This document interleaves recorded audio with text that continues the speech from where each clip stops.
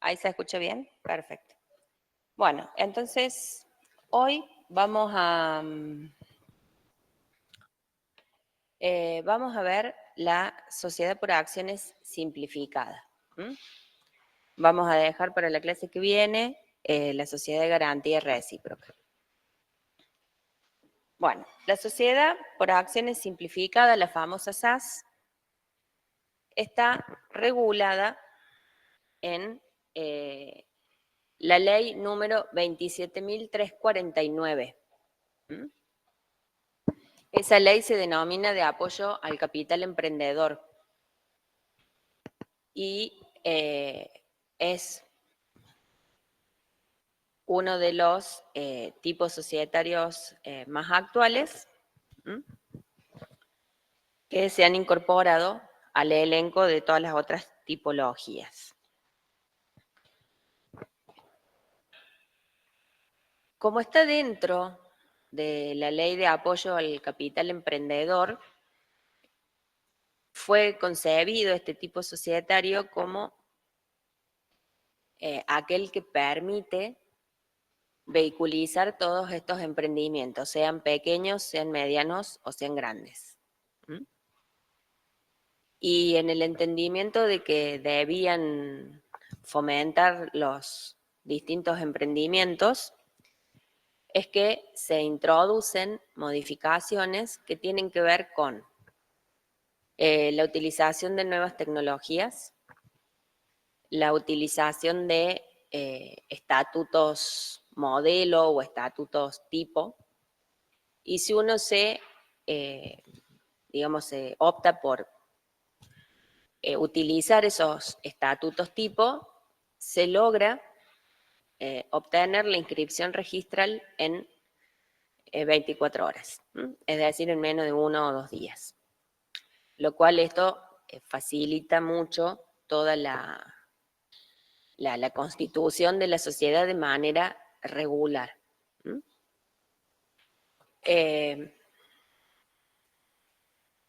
Y ya les digo, es como el tipo societario que hoy está de moda. Hoy es como que todo se hace a través de una SAS. Precisamente, bueno, ¿por qué? Porque lo que he tenido de bueno es incluir todas estas otras cuestiones adicionales. Todo lo que es, digamos, la utilización de las nuevas tecnologías, las utilizaciones de medios digitales, por eso pueden llevar los libros societarios de manera digital, la utilización de estos estatutos tipo,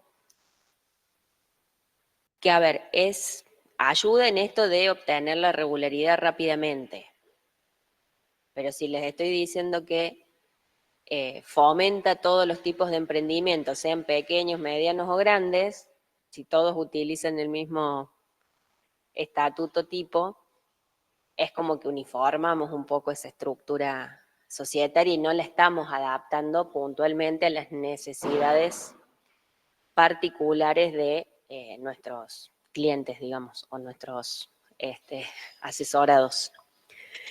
Esa es, digamos, la contra que tiene. Pero bueno, está funcionando, se está utilizando mucho, todavía no hay mayores inconvenientes en haber decidido utilizar y recurrir a esta herramienta del estatuto tipo. Probablemente con el transcurrir de la vida de esta SAS empecemos a ver esos inconvenientes de no estar como adaptadas al caso concreto, ¿sí? De todas maneras, sí se puede recurrir a la SAS y no utilizar el estatuto tipo y hacer un acto constitutivo y un estatuto como cualquiera de los otros tipos societarios, lo que sí ahí tal vez no tengamos asegurado esto de la inscripción registral en 24 o 48 horas. Así que ahí están los pros y los contras. Bueno, como les digo, ley 27.349 Regulada la SAS a partir del artículo 33. Como es una nueva tipología societaria, el artículo 33 nos habla de que se crea, dice, créase la sociedad por acciones simplificada, identificada en adelante como SAS, es la sigla, como un nuevo tipo societario, con el alcance y las características previstas en esta ley. Supletoriamente, serán de aplicación las disposiciones de la Ley General de Sociedades en cuanto se concilien con las de esta ley. Es decir, el régimen de las SAS es el que tenemos acá, supletoriamente vamos a integrar lo que no esté del todo regulado acá con la Ley General de Sociedades, pero siempre va a prevalecer el régimen particular de las SAS. En el artículo 34 se regula el tema de la constitución y nos dice que la SAS podrá ser constituida por una o varias personas humanas o jurídicas. Es otro de los tipos societarios unipersonales. Ya vimos la clase pasada, la sociedad anónima unipersonal, acá tenemos el que hoy está de moda, que es la SAS. Quienes limitan su responsabilidad a la integración de las acciones que suscriban o adquieran, sin perjuicio de la garantía a que se refiere el artículo 43. La SAS unipersonal no puede constituir ni participar en otra SAS unipersonal. Bueno, claramente ahí es la misma cuestión que se presenta con la sociedad anónima unipersonal. Si la sociedad anónima unipersonal fuera la única socia de otra sociedad anónima o de una SAS unipersonal, estaríamos ahí un poco como licuando o aparentando un capital social inexistente. Por eso la prohibición de esta concatenación de unipersonalidades cuando son personas jurídicas. Bueno, pero nos decía que limitaban la responsabilidad a la integración de las acciones que suscriban o que adquieran, o sea que el capital social se representa en acciones, sin perjuicio de la garantía del artículo 43. ¿Qué nos dice el artículo 43? Los socios garantizan solidaria e ilimitadamente a los terceros la integración de los aportes. Vemos acá que se ha recurrido al mismo régimen o al mismo sistema de garantía de los aportes que en el caso de la sociedad de responsabilidad limitada. Bueno, esto nos ayuda a entender un poco esto de la SAS. Es como un híbrido entre la SRL y la sociedad anónima que estudiamos en la Ley General de Sociedades. Van a encontrar muchas cosas que ya vieron en la SRL que se aplican a la SAS porque están reguladas puntualmente y otras que son de la sociedad anónima netamente que también se aplican acá. Así que a tener en claro eso, que no estamos estudiando nada muy raro. Ya tenemos los conocimientos para comprender cómo funciona esto. Bueno, en el 35 están los requisitos que se exigen para la Constitución. Bueno, como regla general y siguiendo lo mismo que establece la Ley General de Sociedades, podrá ser constituida por instrumento público o privado. Si es privado, con las firmas certificadas por escribano público o en forma judicial o por autoridad competente del registro público respectivo. Y en el segundo párrafo del 35 es donde nos empieza a aparecer esto de las nuevas tecnologías, de las nuevas herramientas o la cuestión digital que está receptado claramente acá en la SAS. Nos dice, la SAS podrá constituirse por medios digitales con firma digital y de acuerdo a la reglamentación que a tal efecto se dicte. En estos supuestos, El instrumento deberá ser remitido a los fines de su inscripción al registro público correspondiente en el formato de archivo digital que oportunamente se establezca. ¿Mm? Bueno, yo no sé si alguno de ustedes ha tenido alguna experiencia con, eh, aunque sea una certificación de firmas, con algún escribano que ya tenga firma digital. Lo que nos envían es un PDF con firma digital, ¿sí? Por supuesto que eso está, bueno, con todos los requerimientos que establece, por ejemplo, el Colegio de Escribanos de Córdoba, y en estos casos con todos los requerimientos que haga Inspección de Personas Jurídicas al respecto de las SAS. Acá, como para que vayan viendo la parte práctica de la materia, en este punto en particular, entren a la página web de Inspección General de Personas Jurídicas de Córdoba, busquen la parte relativa a SAS y van a encontrar todos los modelos y todo, o sea, todo lo que es para que esto sea aplicable íntegramente. ¿Mm? Y todos los requisitos de la Constitución y todo lo que le van a exigir y en qué formatos deben remitir la información, por lo menos para tener el panorama de Córdoba. ¿Sí? Y aparte les va a ayudar a estudiar prácticamente esta unidad. ¿Mm? Bueno. En el 36 está el contenido del acto constitutivo, algo similar al 11. Bueno,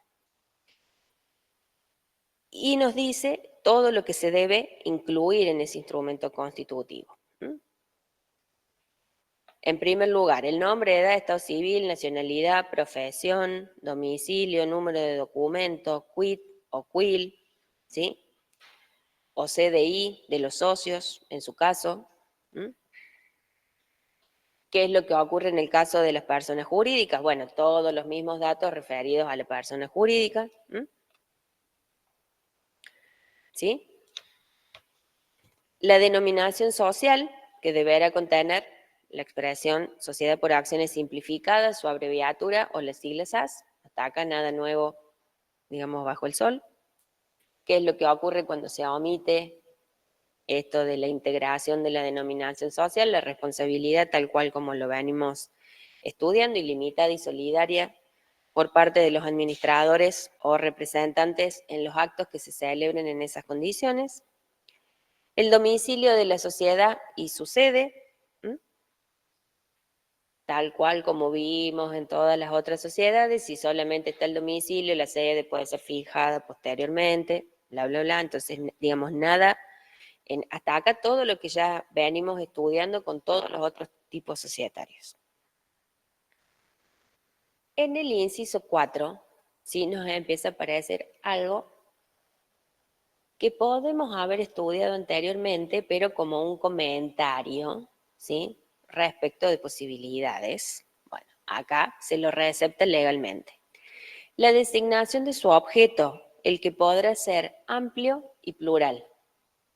El artículo 11 nos exigía objeto preciso y determinado. No nos decía si era único, no nos decía si era plural y no nos decía si era amplio o era acotado. ¿Sí?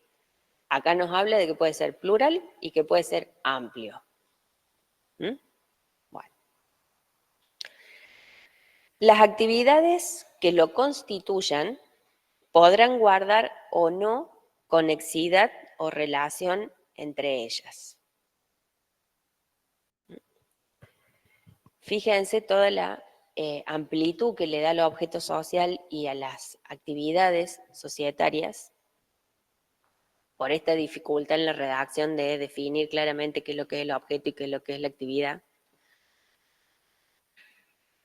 Que en este inciso se recepta esta postura totalmente amplia.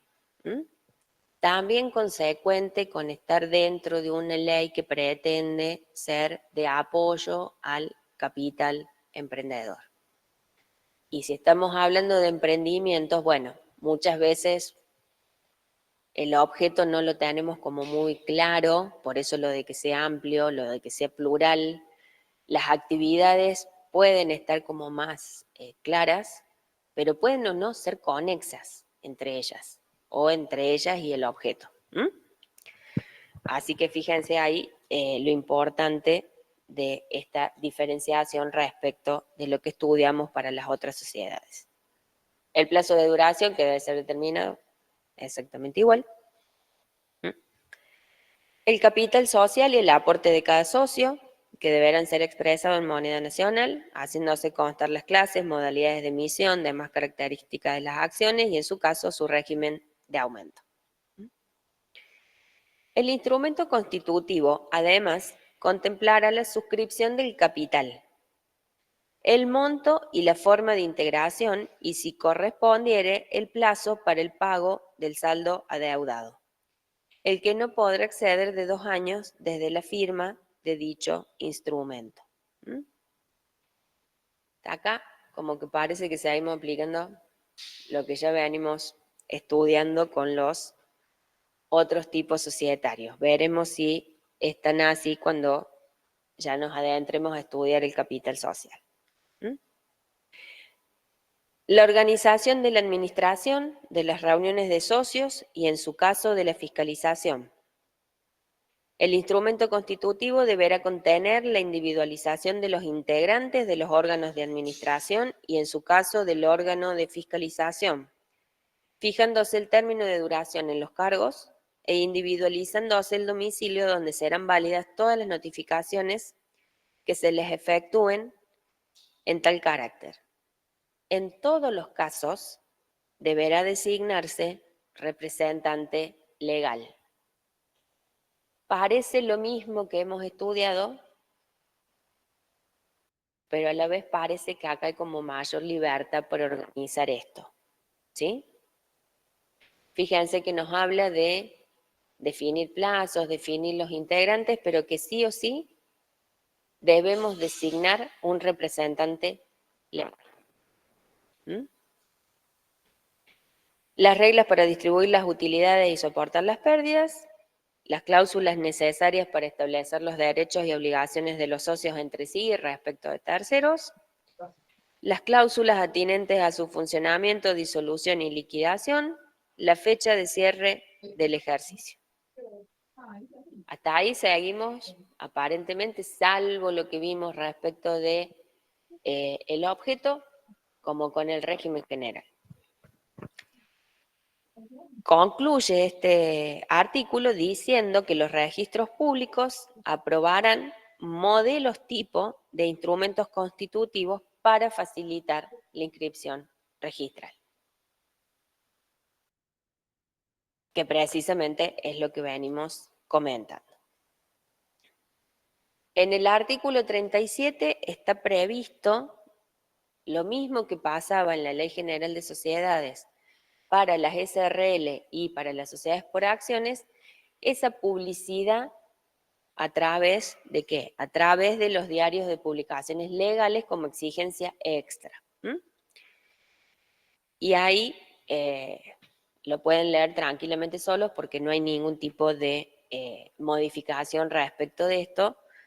¿Por qué? Porque hay que hacer una publicación precisamente en los boletines oficiales, tanto en la Constitución como cuando se modifica parte del acto constitutivo.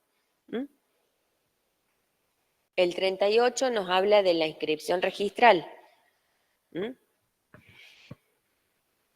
Y nos dice que esta documentación correspondiente se debe presentar ante el registro público, quien, previo cumplimiento de los requisitos formales y de las normas reglamentarias de aplicación, procederá a su inscripción. La inscripción será realizada dentro del plazo de 24 horas, contado desde el día hábil siguiente al de la presentación de la documentación pertinente, siempre que el solicitante utilice el modelo tipo de instrumento constitutivo aprobado por el registro público. Acá es donde está que no es solamente que se tomó la decisión de facilitar las cosas, sino que es una exigencia legal.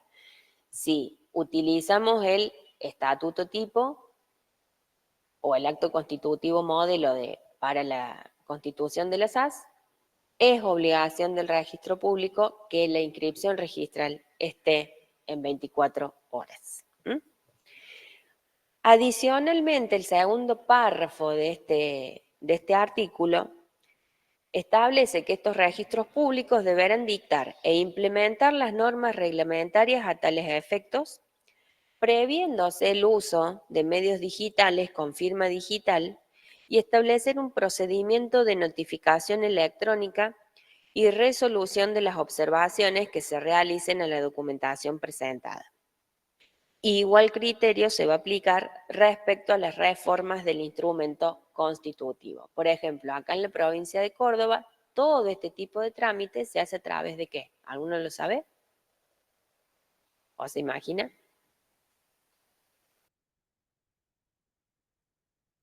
A través del ciudadano digital. ¿Por qué? Porque a través de esa aplicación ingresamos el trámite, ¿sí? Y allí tenemos previstas la posibilidad de notificaciones electrónicas. Por eso les recomiendo que busquen en la página de Inspección General de Personas Jurídicas de Córdoba todo lo relativo a las SAS, porque lo van a ver, van a ir viendo la ley en la práctica, ¿sí? Y entonces les va a ayudar a comprender todo esto mucho de forma más amena, digamos, por más que uno se los trate de explicar lo mejor que pueda, pero siempre es muy útil verlo en la práctica y ya más o menos van a saber cómo es el trámite si les toca ayudar a alguien en esto o si cuando se reciben se dedican al derecho societario. Entonces, todo esto se hace a través de la aplicación del Ciudadano Digital y entonces allí funciona operativamente todo esto que marca la ley, por lo menos acá en Córdoba.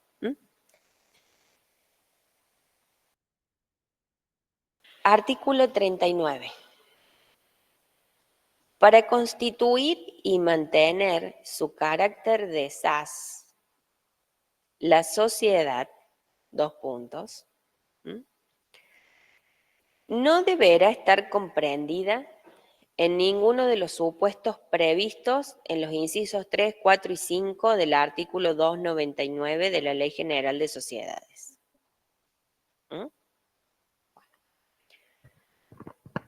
¿Cuáles eran las sociedades que estaban en el 299? Sociedades abiertas. Las sociedades donde el interés público de alguna manera se ve afectado o involucrado. Bueno, claramente para vehiculizar emprendimientos que queden comprendidos en esos incisos, después los buscan y completan esto,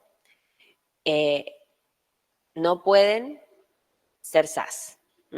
Tienen que adoptar la forma de sociedad anónima, SRL, lo que sea, pero no utilizar la figura de la SAS.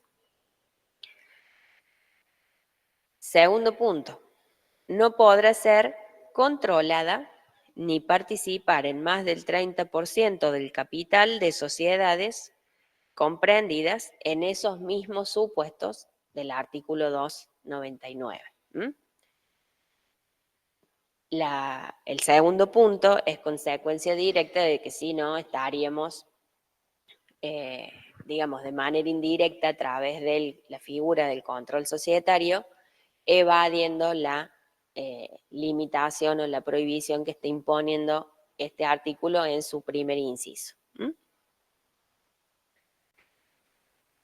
En caso, ¿qué pasa? Bueno, si lo mismo la SAS hace esas cosas que marca el 299. En ese caso, ¿sí? La SAS deberá transformarse en alguno de los tipos regulares previstos en la Ley General de Sociedades y sus modificatorias e inscribir la transformación en el registro público correspondiente en un plazo no mayor a los 6 meses de configurado el supuesto. En el caso de que la configuración del supuesto no resulte de un hecho o acto propio de la SAS, el plazo se computará desde que tomó conocimiento del mismo. ¿Cuándo se puede dar este segundo supuesto? Cuando es controlada, ¿sí?, por alguna que esté incluida en esos incisos del 299 y tal vez no lo sepa. La transformación no será obligatoria si antes de ese plazo la SAS deja de ser encuadrada en algunos de dichos supuestos. ¿Cómo hace para dejar de ser encuadrada en algunos de dichos supuestos? Probablemente modificando, ¿qué cosa? Su objeto social. ¿Mm? Vencido todos esos plazos sin que se hubiera producido la inscripción de la transformación en el registro público, los socios responderán frente a terceros en forma solidaria, ilimitada y subsidiaria. ¿Mm? Allí está la sanción para que estos plazos se cumplan. ¿Mm? Bueno, y así llegamos ahora a empezar a estudiar el tema del capital social de las SAS, que está regulado a partir del artículo 40. El 40 nos dice que el capital se dividirá en partes denominadas acciones. Al momento de la constitución de la sociedad, el capital no podrá ser inferior al importe equivalente a 2 veces el salario mínimo vital y móvil. ¿Mm? Bueno, esta exigencia de este capital mínimo, que parece como bastante mínimo, ¿sí? Comparado con otros capitales mínimos que se suelen establecer, tiene que ver con esto de que estamos favoreciendo a los emprendimientos. ¿M? Y tal vez un emprendimiento grande consiga como un mayor capital inversor y entonces no tenga este problema, pero el emprendimiento pequeño, ¿sí? O el microemprendimiento, tal vez no consiga esos inversores como para solventar un capital social mínimo mucho más elevado. ¿M? Por eso es esta cuestión de que se establece ese capital mínimo en 2 veces el salario o el equivalente a 2 salarios mínimos vitales y móviles. ¿M? En pos de favorecer. Bueno, en cuanto a la suscripción e integración, tal como habíamos estudiado en las SRL y en las sociedades anónimas, si es en efectivo, 25% al momento del acto constitutivo, el otro 75% hasta el plazo de 2 años, y los bienes en especie, como siempre, se integran el 100% al momento de su suscripción o su constitución.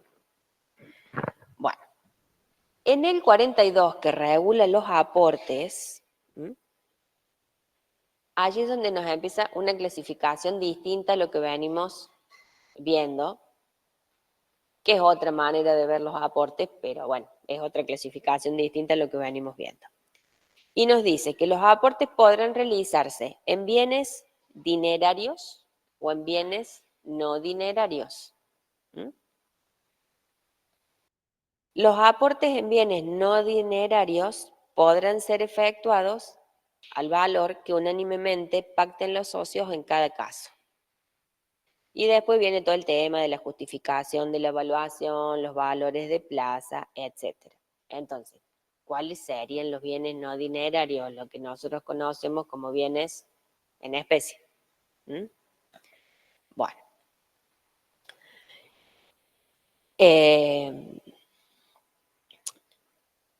Todo el tema de la evaluación del aporte es bastante similar a lo que ya estudiamos en el caso de las SRL o de sociedad anónima, así que no hay mayor dificultad allí. Bueno, como es una sociedad por acciones, también se podrán pactar las prestaciones accesorias, tal como se pueden hacer en las otras sociedades. ¿Mm?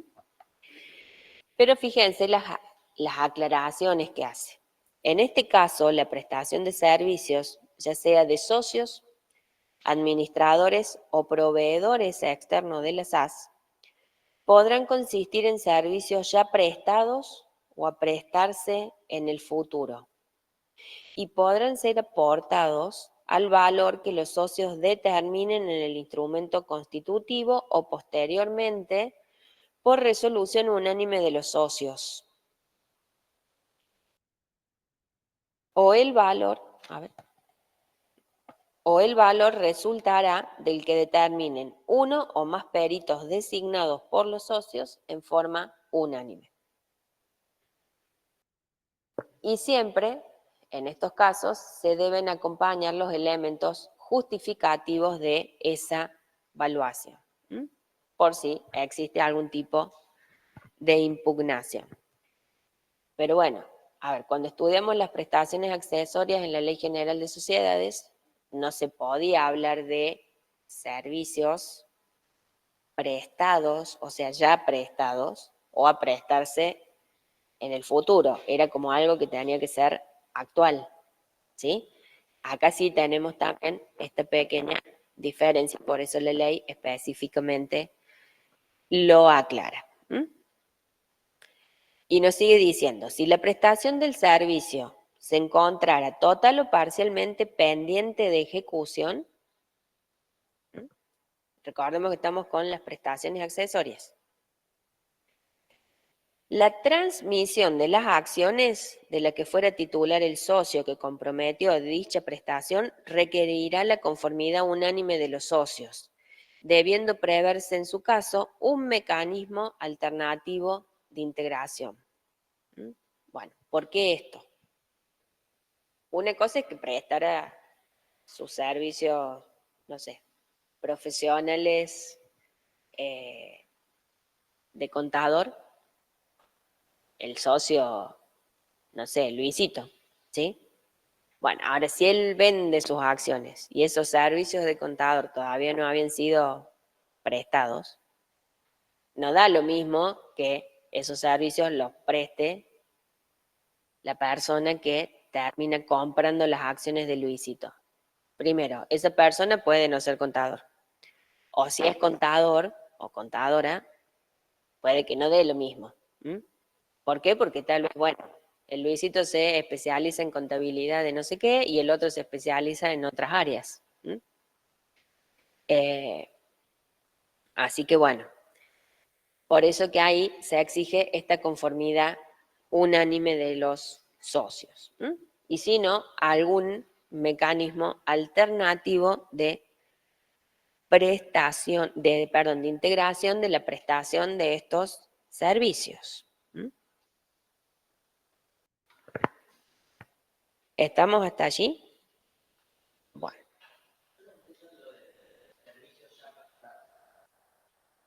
Como es un emprendimiento, ¿sí?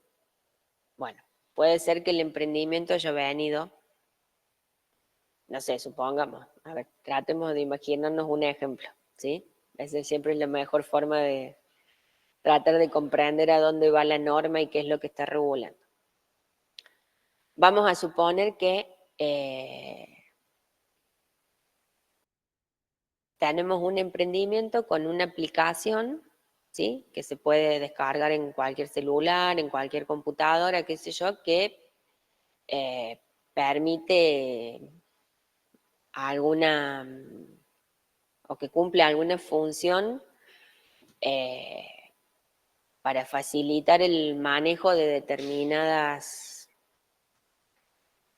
actividades de determinadas personas, ¿sí? Ponele, no sé, un gestor de contraseñas, ¿sí? Nos ayuda a gestionar las contraseñas que tenemos que tener en todas las otras cuestiones. Bueno, ¿qué es lo que puede pasar? Que como vos lo que estás queriendo, digamos, sacar al mercado es la aplicación ya lista, ¿sí? Es probable que los servicios los hayas prestado desarrollando todos los, ayúdenme ahí porque yo ya me pierdo con con los términos tecnológicos. Todas que serían las versiones beta de la aplicación. Entonces ya se prestaron. Lo que pasa es que en ese momento, como estábamos en prueba y estábamos todavía desarrollando la aplicación, no decidimos constituir la SAS. Ahora como ya la tenemos, digamos, por lo menos probada de alguna forma como para que sea comercializable masivamente, bueno, entonces ya ahí sí decidimos adoptar la tipología societaria para darle mayor, digamos, seguridad a este emprendimiento y empezar a conseguir inversores. ¿Para qué? Para desarrollar las otras alternativas que debamos desarrollar para poder seguir dedicándonos a lo mismo. Claramente un gestor de contraseña, bueno, qué sé yo, después va a necesitar tener alguna actualización y no solamente una actualización, sino que tal vez ya nos estemos dedicando claramente a un rubro de seguridad informática, de desarrollar antivirus, de desarrollar, vaya a saber cuántas cosas más. Entonces, si digamos, este socio informático que fue el que desarrolló la primera versión comercializable de la aplicación, y bueno, tal vez no tenga con qué más. Entonces, bueno, le vamos a evaluar también esos servicios ya prestados como prestaciones accesorias, ¿sí? ¿Se entiende? O a prestarse en el futuro, tal vez, bueno, qué sé yo no entiendo mucho de informática, algo, pero no tanto. Pero bueno, vieron que hay como muchos lenguajes para programar. Entonces, no es lo mismo si los programamos en este que si lo programamos en el otro. Y entonces tal vez, bueno, este logró hacer todo eso en un lenguaje, pero seguramente, como van avanzando las cosas, como van avanzando los dispositivos, la tecnología de los dispositivos, que todo va quedando obsoleto tan velozmente, probablemente para dar otro salto, eh, ya no sea solamente actualizar la versión de la aplicación, sino que haya que migrarla a otro lenguaje para poder hacerla competitiva como producto. Entonces él ahí ya no puede prestar ese servicio porque no maneja ese lenguaje y va a tener que buscar a un tercero o algún empleado o lo que sea, ¿sí? Más o menos quedó claro. Bueno, por eso la diferencia, por eso no hay que olvidarse en esto que estamos con un emprendimiento, ¿sí? Eso es lo que nos va a dar la clave para entender estas cosas, porque si lo pensamos como tipo societario no nos cierra. Porque, digamos, en el esquema de la Ley General de Sociedades, el que tuvo la idea de negocios es el que se queda con la mayor parte del capital social, o con el manejo de la administración, ¿sí? Si tiene que salir a buscar socios inversores, digamos. Acá el tema es que todo depende de la envergadura de ese emprendimiento. Una cosa es cuando es pequeño, micro, y otra cosa es cuando ya es medianito, y otra cosa es ya cuando es grande. ¿Mm? Bueno, ¿estamos hasta ahí? Bien. En el artículo 44 está regulado el tema de el aumento del capital social. No hay demasiada diferencia con el régimen general, ¿sí? En el artículo 45, ¿sí?, nos aparece esta cuestión de los aportes irrevocables. ¿Mm? Bueno, que esto algo se ve en sociedad anónima, pero acá es como que cobra otro sentido cuando comprendemos que estamos frente a un emprendimiento. ¿Mm? Los aportes irrevocables a cuenta de futura emisión de acciones podrán mantener tal carácter por el plazo de 24 meses contados desde la fecha de aceptación de los mismos por el órgano de administración de la SAS, el cual deberá resolver sobre su aceptación o rechazo dentro de los 15 días del ingreso de parte o de la totalidad de la suma correspondiente a dicho aporte. La reglamentación que se dicte deberá establecer las condiciones y requisitos para su instrumentación. Acá sí los regula específicamente, porque precisamente, a ver, porque estamos frente a un emprendimiento donde seguramente van a aparecer muchos socios inversores. Esto que ustedes, los programas, eso de los,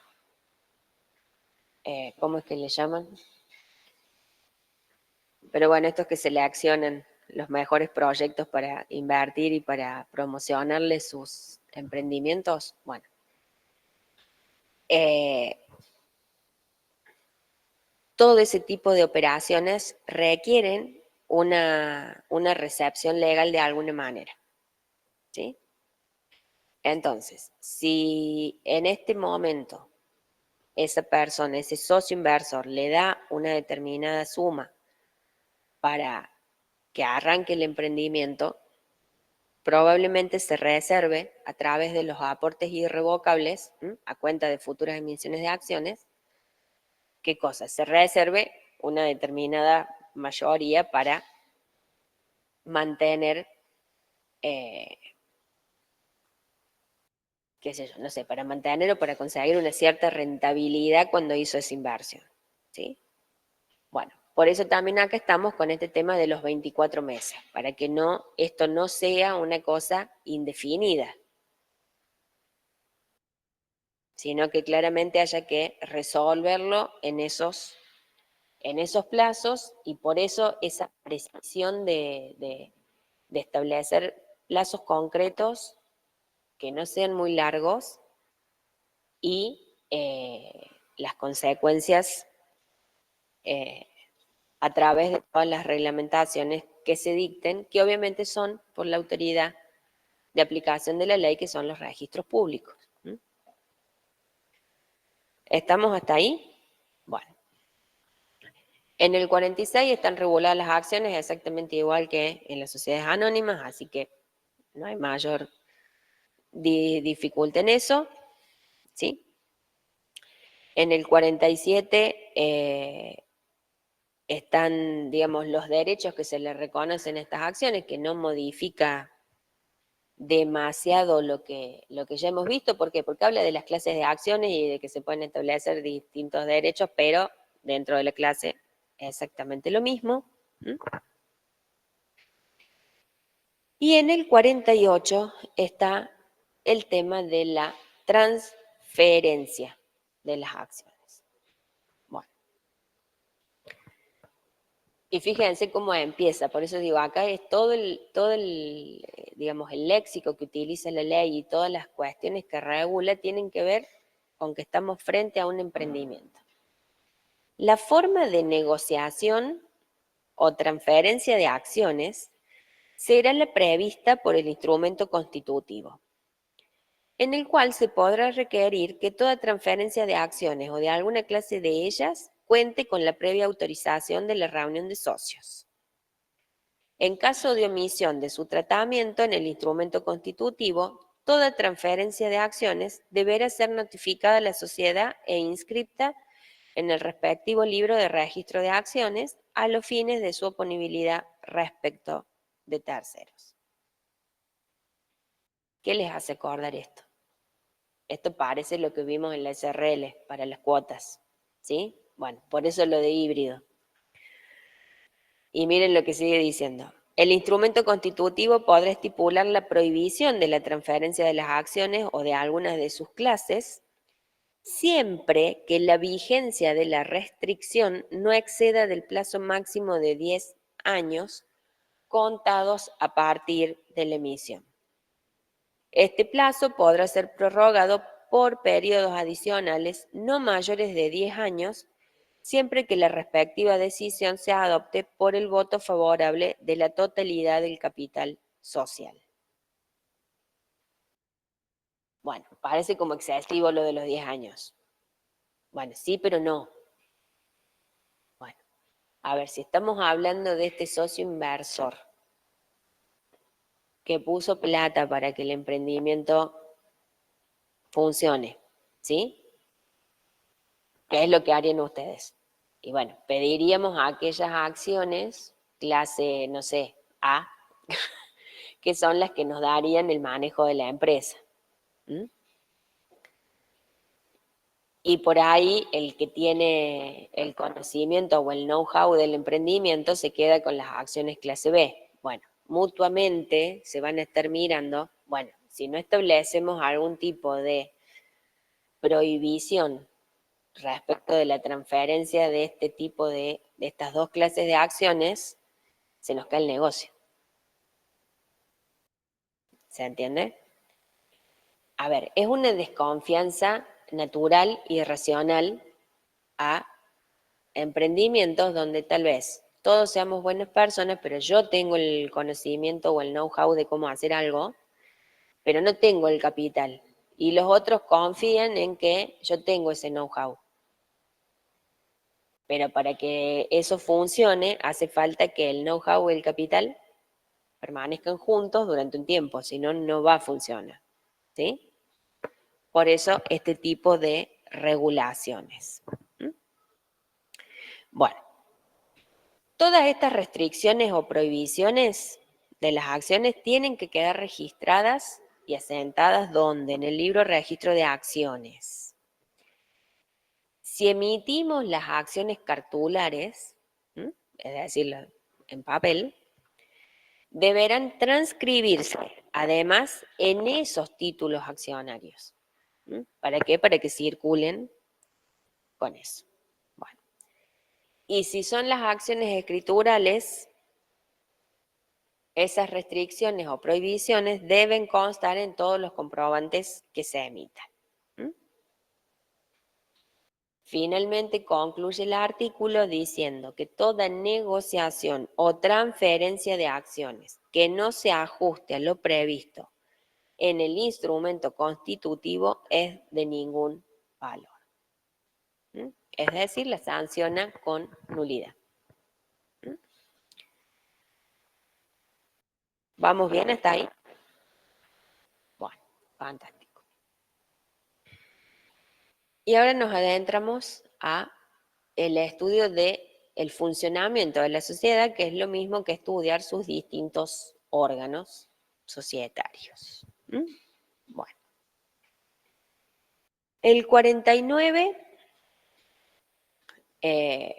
habla de una organización jurídica interna, parece algo medio raro, ¿sí? Pero básicamente, ¿qué es esto? Es la organización de sus órganos internos, nada más que lo explicita de esta otra manera, dándole mayor fuerza y mayor entidad a algo que por ahí en la Ley General de Sociedades queda como dejada de lado, ¿sí? Que es esto de pensar en la organización jurídica interna de la sociedad, no solamente en el relacionamiento con los terceros, sino que también qué es lo que ocurre para el adentro, ¿sí? Y entonces nos lo deja librado a los socios, que son quienes van a determinar esta estructura orgánica de la sociedad, y todas las normas que rijan el funcionamiento de los órganos sociales, tanto a los órganos de administración como de gobierno, de fiscalización, se le va a aplicar lo que ya hemos estudiado de la Ley General de Sociedades, más lo que esté previsto acá. Durante el plazo en el cual la sociedad funcione con un solo socio, este podrá ejercer las atribuciones que la ley le confiere a los órganos sociales, en cuanto sean compatibles, incluida la del representante legal. ¿Para qué supuesto está previsto este parrafito, este segundo párrafo? Está previsto para el supuesto que sea una SAS con 2 o más socios y que haya quedado uno solo. Bueno. Los administradores que deban participar en una reunión del órgano de administración cuando éste fuere plural, pueden autoconvocarse para deliberar sin necesidad de citación previa.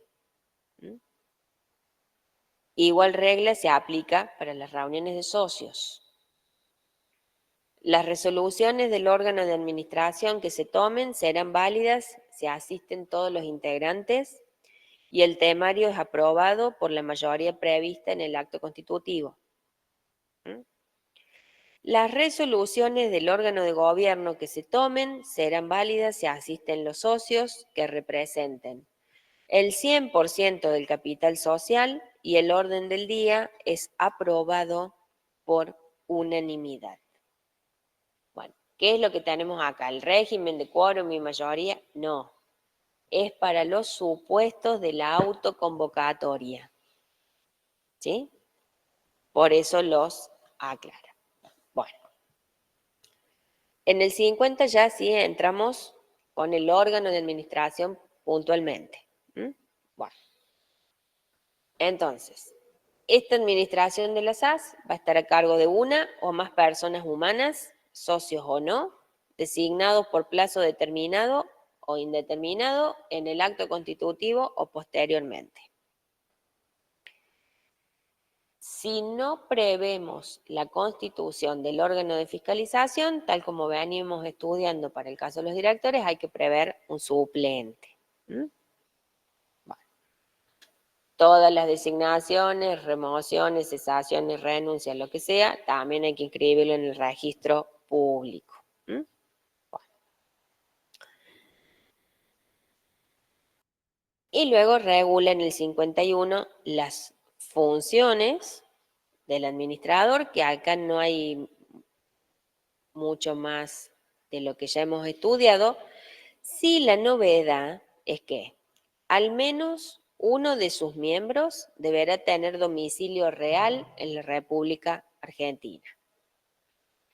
Y los miembros extranjeros deberán contar con clave de identificación o CDI y designar representante en la República Argentina y establecer el domicilio dentro de la República en el que van a ser válidas todas las notificaciones. Bueno,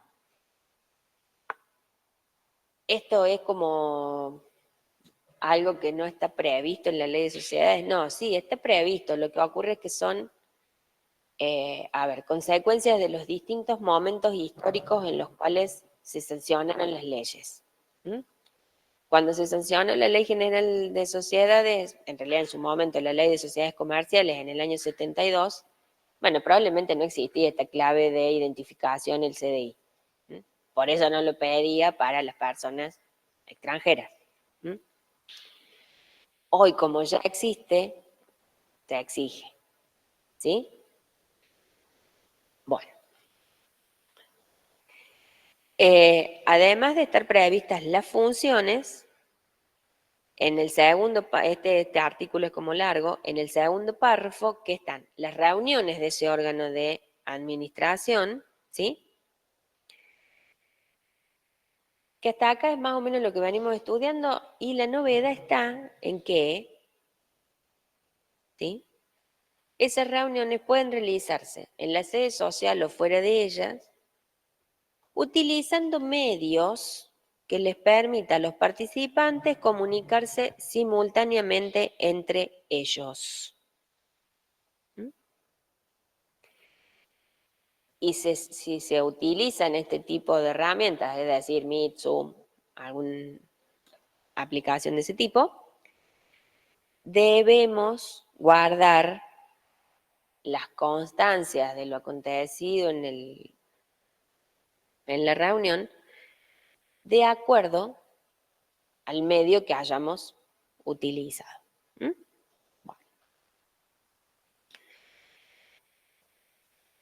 Y vemos que en este órgano de administración, que no tiene un nombre, es el órgano de administración, sí tenemos, al igual que en el directorio, diferenciadas estas funciones de la función de administración y la función de representación legal.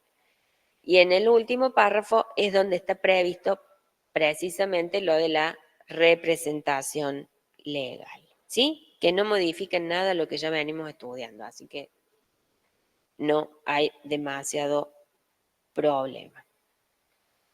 Bueno, en el 52 están los deberes y las obligaciones de los administradores y los representantes legales.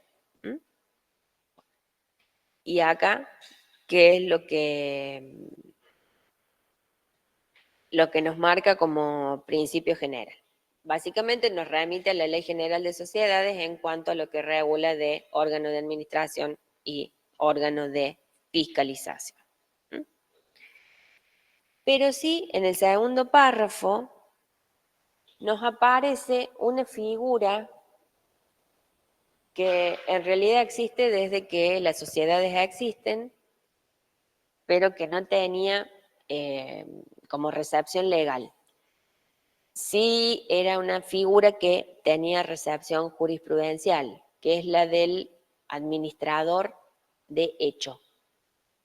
Es decir, esa persona que no está nombrada administrador, que no es designado, pero que funciona efectivamente y opera de hecho como administrador de una sociedad. Fíjense lo que dice, las personas humanas, claramente acá el único que puede ser administrador de hecho es una persona humana, que sin ser administradoras o representantes legales de una SAS,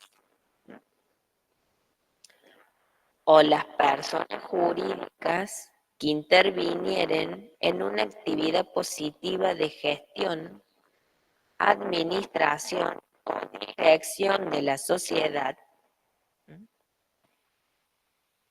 Acá también se prevé la posibilidad de que la persona jurídica sea como una especie de administrador de hecho.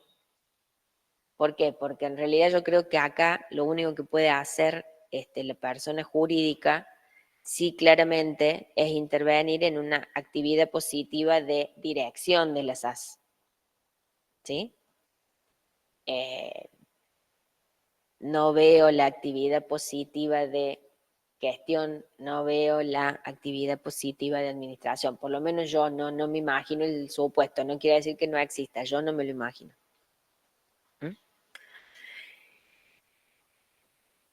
Como funcionan como administradores de hecho, incurrirán en las mismas responsabilidades aplicables a los administradores designados, y su responsabilidad se extenderá a los actos en que no hubieran intervenido cuando su actuación administrativa fuere habitual. ¿Esto a qué les hace acordar?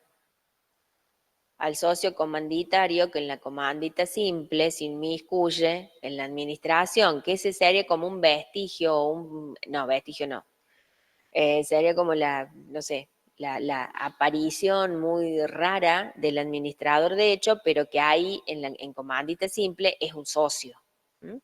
Acá podemos estar hablando de un tercero, no de un socio, ¿sí? Por eso habla de la persona humana o jurídica. Y sí ya tiene recepción legal y una sanción legal y un régimen legal que se le va a aplicar en este supuesto. Bueno. A partir del 53 está el órgano de gobierno de la SAS, que es la reunión de socios. No es asamblea, no hay reunión de socios. Bueno.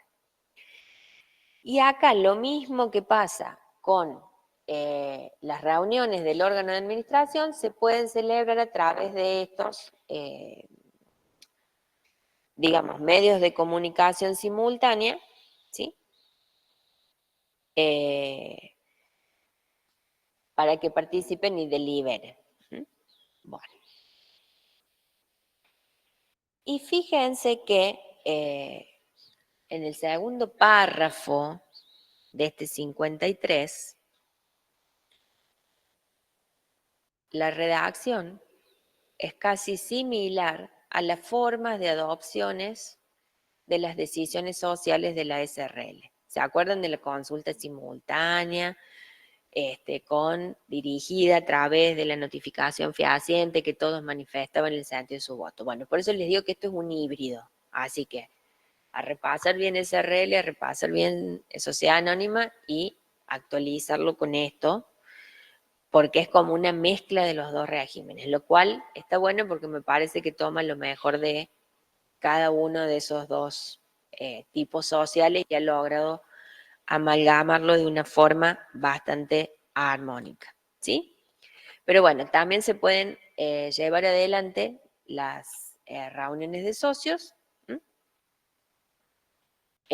a través de estos medios de comunicación simultánea como el Zoom, el Meet, ¿sí?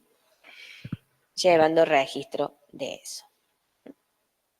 Bueno, por último nos aclara que en la SAS, con socio único, las resoluciones del órgano de gobierno serán adoptadas por este. Claro, ¿quién más? Bueno, pero sí, digo, más allá de quién más, el tema es que lo mismo, ¿sí? Esas resoluciones, lo mismo que ocurre cuando el órgano de administración es unipersonal, ¿sí? Las decisiones se deben dejar registradas y asentadas, ¿sí? Bueno, ¿en dónde? En los libros de la sociedad. En un caso serán los libros de actas del directorio y en otros serán, o del órgano de administración, y en otros será en los libros de actas de la reunión de socios. Porque por más que sea socio único, por lo menos tiene que tomar decisiones de acuerdo a un orden del día. ¿Sí? Y debe establecer el orden del día y marcar el sentido de su decisión respecto de ese orden del día. Por más que tenga, digamos, una cierta, a ver, como laxitud, ¿en qué? ¿De qué manera? Y bueno, de la manera en que podría llegar a incluir todos los temas que se le ocurran en el orden del día, porque siempre va a ser asamblea unánime o reunión de socios unánime, ¿sí? Pero claramente, si ya estableció un orden del día, no puede seguir agregando puntos y no ir marcando el sentido de sus decisiones. Además, si el órgano de administración es ejercido por un tercero, recuerden que hay cosas que son sometidas al órgano de gobierno por disposición del órgano de administración. Entonces ahí, bueno, puede que sea un poco más difícil ampliar o achicar ese orden del día. ¿Sí? Bueno.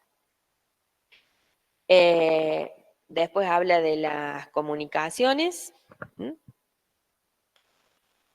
Para dirigir, digamos, la convocatoria que se debe realizar, ¿sí? Que siempre va a ser en el domicilio que han expresado los socios en el acto constitutivo.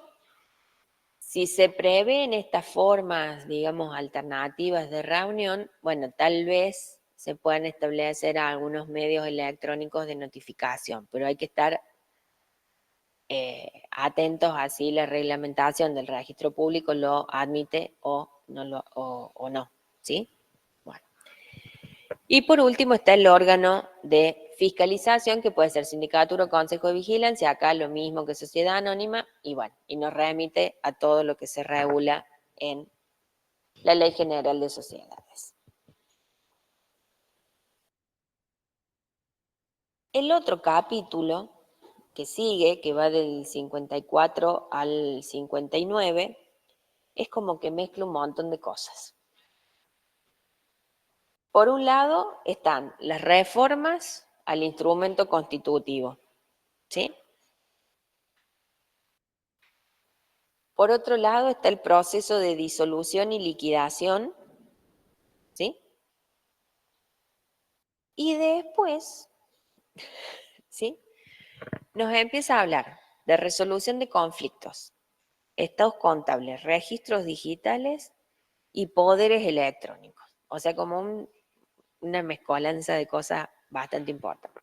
Bueno, ¿por qué? Porque las reformas del instrumento constitutivo tendrían que haber estado ubicadas ¿dónde? En el órgano de gobierno, ¿sí? Ese sería el lugar lógico para incluir esa norma. ¿Qué nos dice? Nada, un principio general. Todas las reformas del instrumento constitutivo se adoptarán conforme al procedimiento y requisitos previstos en el mismo y se van a inscribir en el registro público. Bueno. Disolución y liquidación. No hay nada nuevo bajo el sol en esto, es lo mismo que vimos en la Ley General de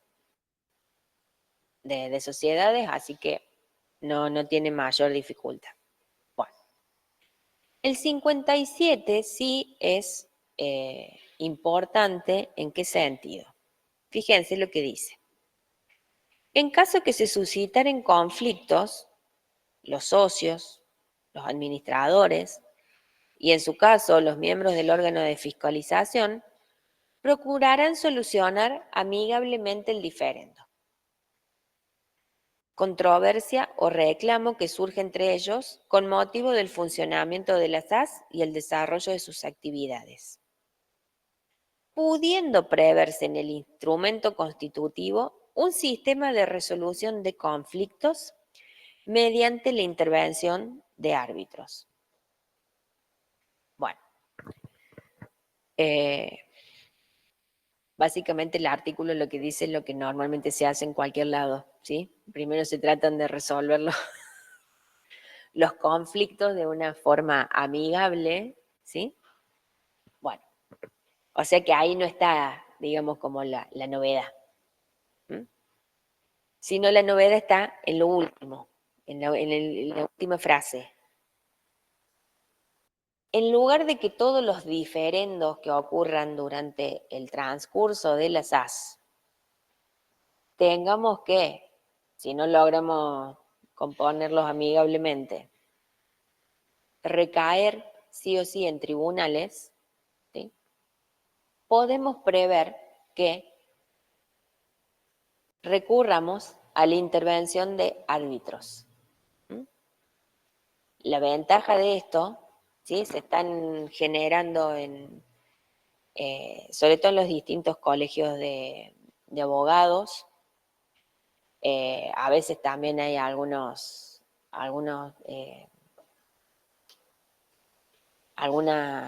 como le llaman sal o tribunales arbitrales, también existen algunos, por ejemplo, en la Bolsa de Comercio, ¿m? Donde lo que buscan es, en lugar de ir a tribunales que probablemente estemos años en ese litigio y que no sabemos cómo va a terminar, por más que acá tampoco sabemos cómo va a terminar, pero por lo menos no vamos a estar todos esos años, ¿m? Y lo vamos a hacer en un tiempo mucho más veloz. Que entonces, ante los conflictos que no se logren solucionar de manera amigable por todos los involucrados, en lugar de dejar habilitada la acción judicial directa, lo que se hace es prever que todos los conflictos internos de la sociedad o que se susciten entre los terceros, los socios, lo que fuese, los vamos a resolver según lo que disponga el tribunal arbitral, por ejemplo, el Colegio de Abogados de Córdoba, por decir algo. ¿Qué es lo que ocurre cuando intervienen esos árbitros? ¿Mm? Hay como una renuncia expresa a recurrir a la justicia. Es voluntario todo esto, ¿sí?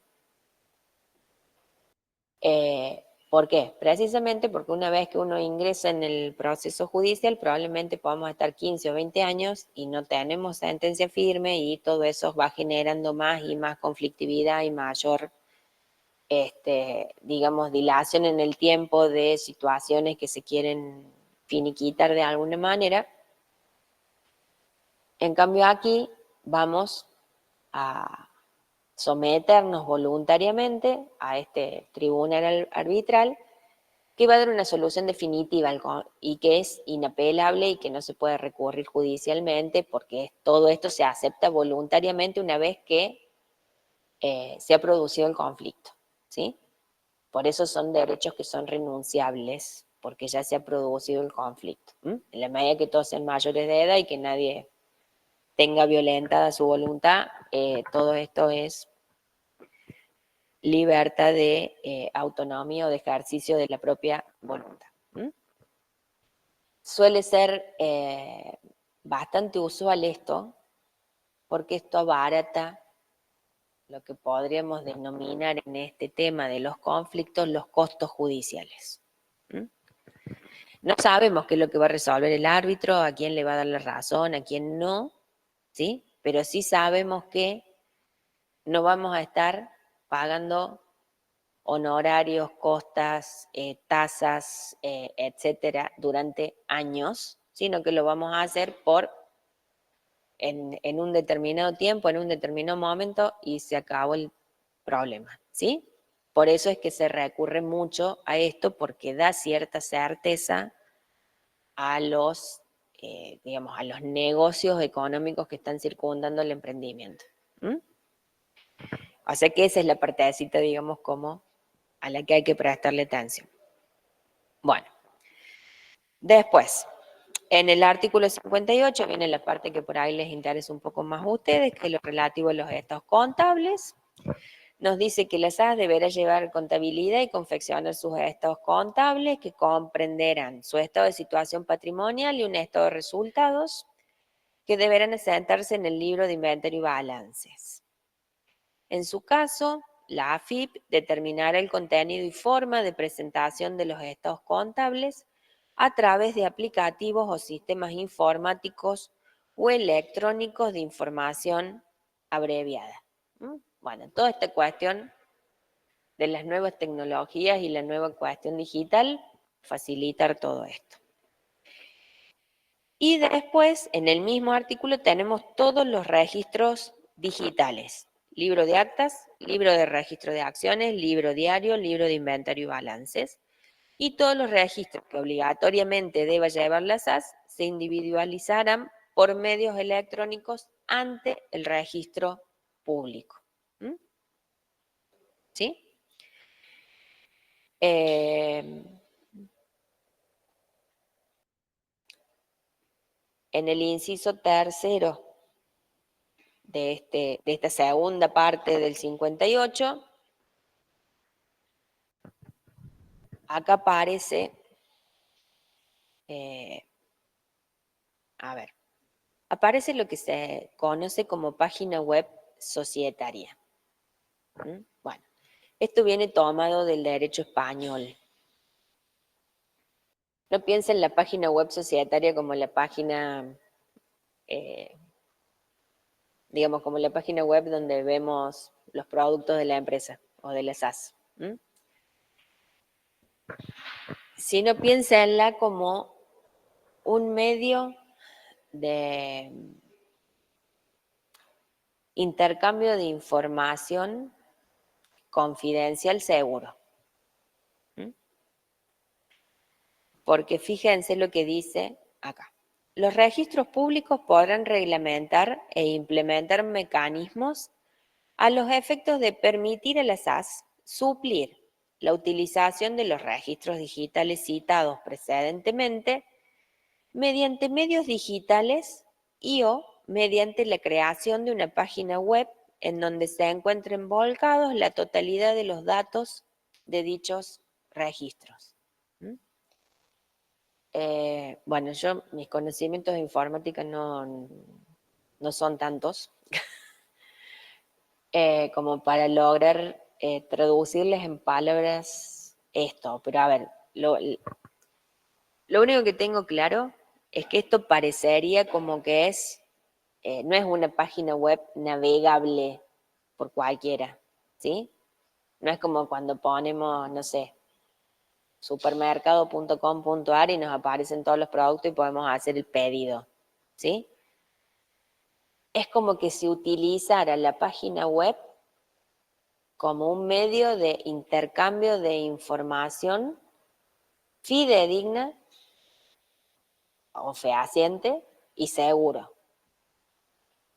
¿sí? ¿Entre quiénes? Entre el registro o las autoridades, digamos, que requieren acceso a esa información y la sociedad. ¿Quién nutre de informar? O sea, yo la verdad que no se me hubiera ocurrido poner página web, hubiera pensado en otra cosa, digamos, como en alguna aplicación o en algo. Pero bueno, probablemente sean mis pocos conocimientos de informática y capaz que algún profe de informática me... Profe, ¿no será la IGJ que tiene que ser, o sea, tener todos los datos de la empresa? de la ¿Cómo? sociedad.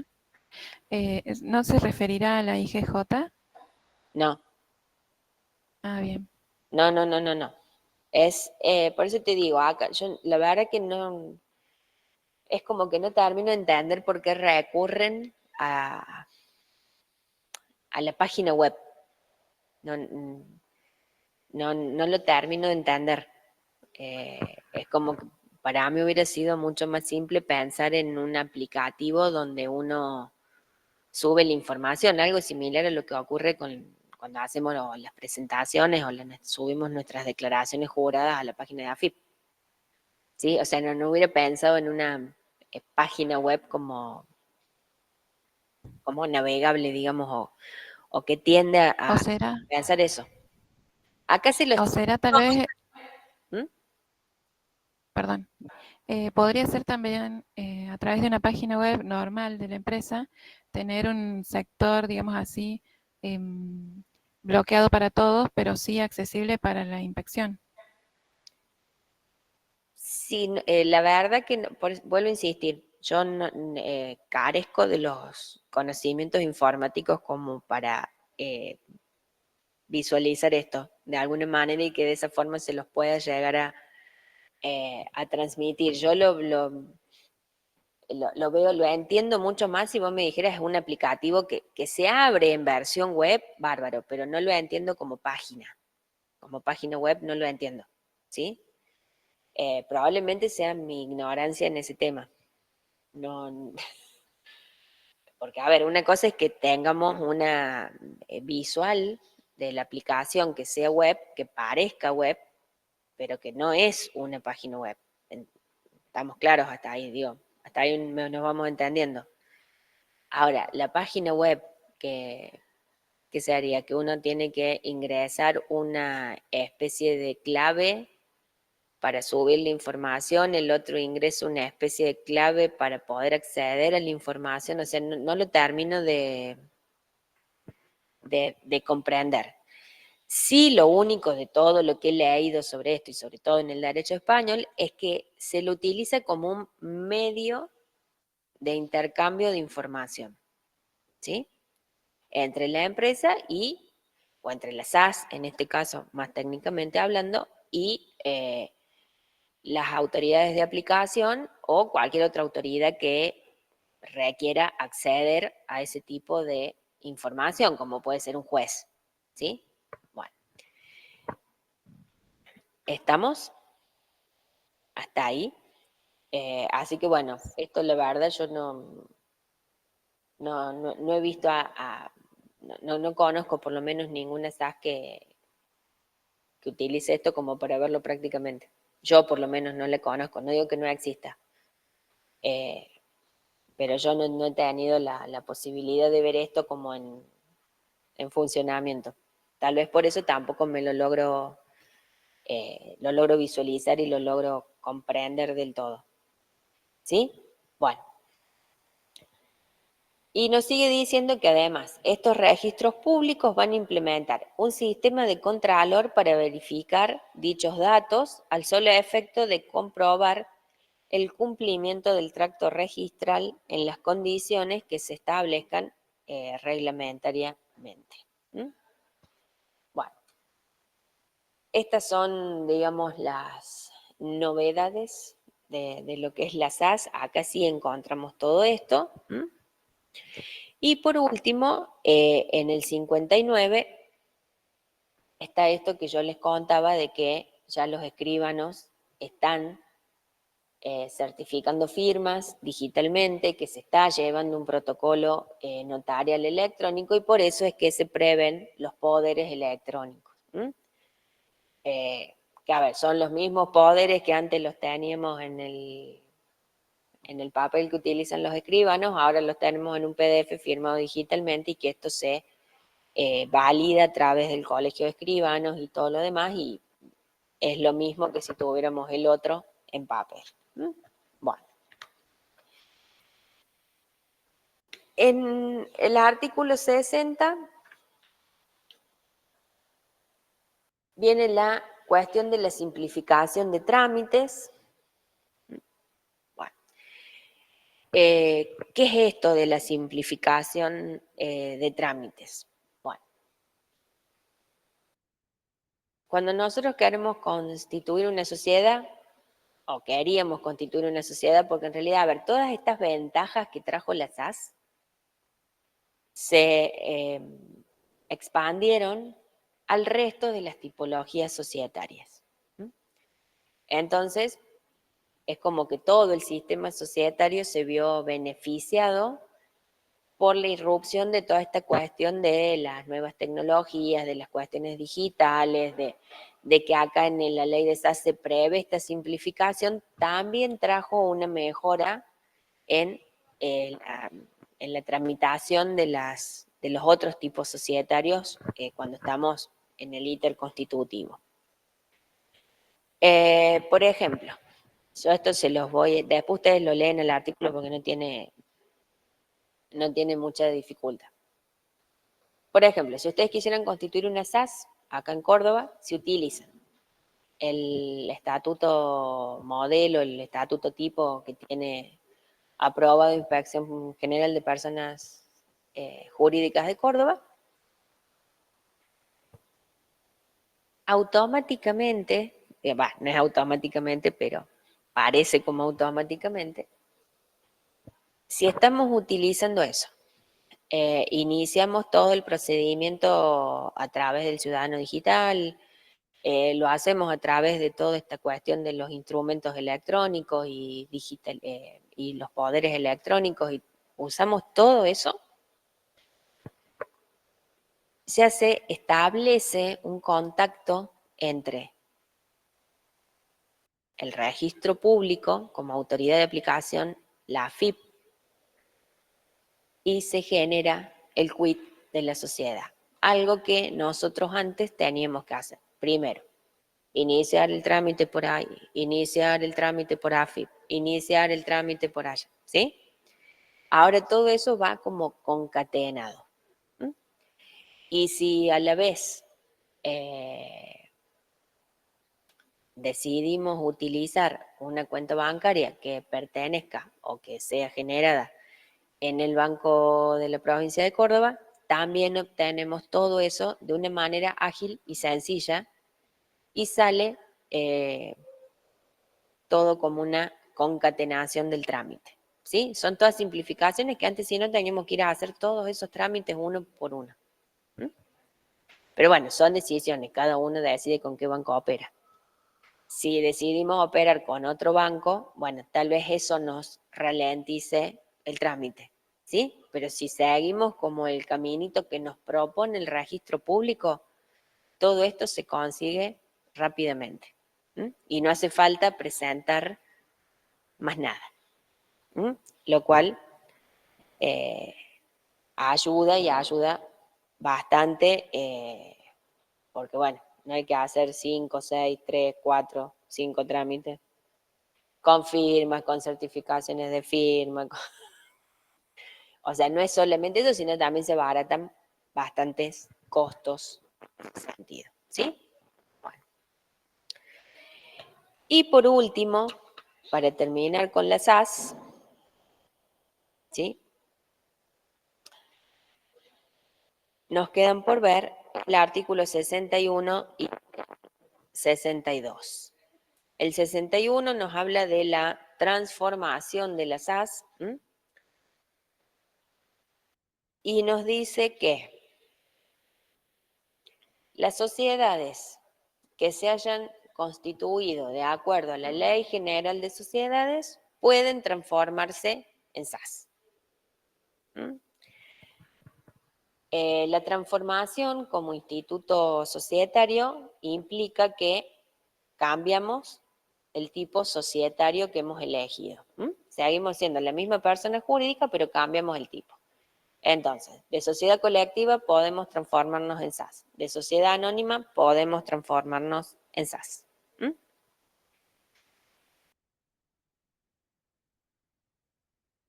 Pero como, a ver, ya vimos muchas de las modificaciones que tenemos respecto de lo que está regulado en la Ley General de Sociedades e incluso en la parte general, los registros públicos tienen que reglamentar cómo va a ser digamos, cómo va a ser el procedimiento de transformación en SAS. ¿Mm?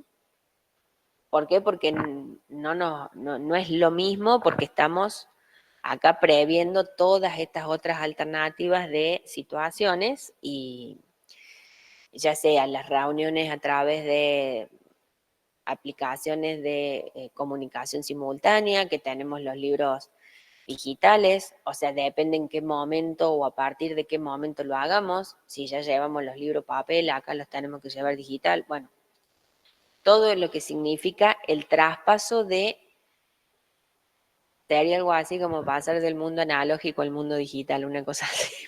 ¿Sí? Bueno, a eso apunta, no a lo otro más sustancial del derecho societario. ¿Sí? Bueno.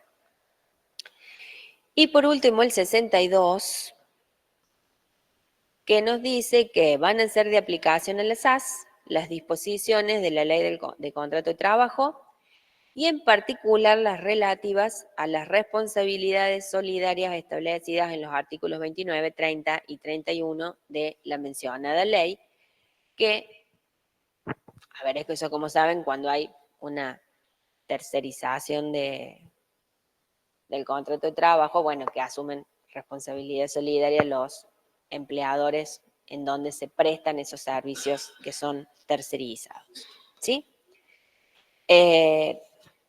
Bueno, sobre esto yo les vuelvo a insistir de revisarlo de Inspección General de Personas Jurídicas de Córdoba respecto de las SAS, porque lo van a empezar a ver como en la práctica, entonces va a ser mucho más fácil el estudio. Y no sé si alguien había levantado la mano. Sí.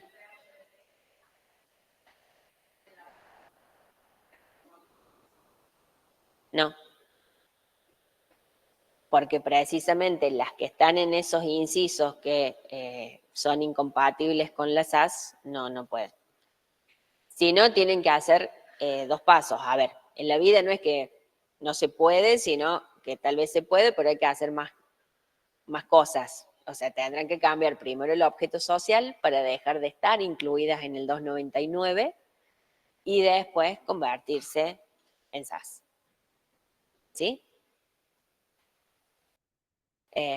Así que bueno, ¿alguien tiene alguna duda más?